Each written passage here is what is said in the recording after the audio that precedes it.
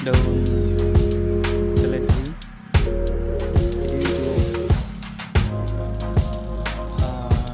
untuk bibitnya kita cari dari yang sudah ada anakannya atau dari daun seledri yang sudah tua.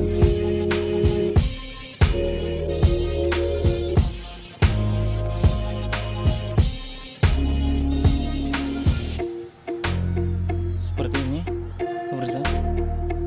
Jadi ini bisa kita pindahkan ke pot yang kosong.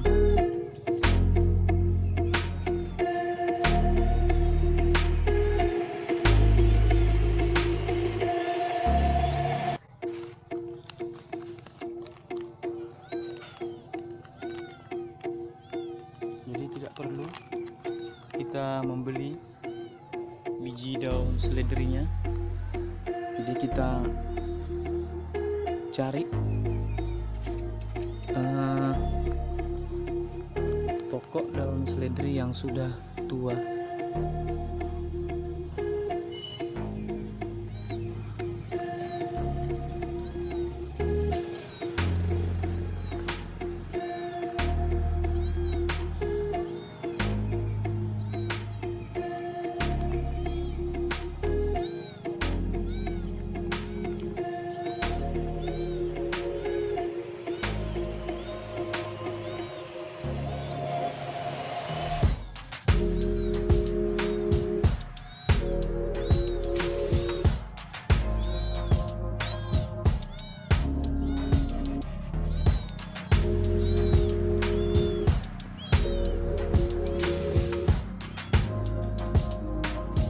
Seperti itu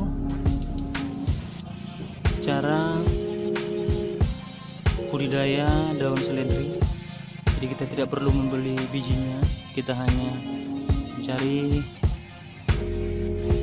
pokok atau pohon daun seledrinya yang sudah tua, sudah ada anaknya, maka kita akan pindahkan.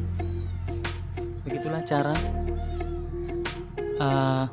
budidaya daun seledri. Semoga video ini bisa menjadi inspirasi atau menambah wawasan Anda. Terima kasih.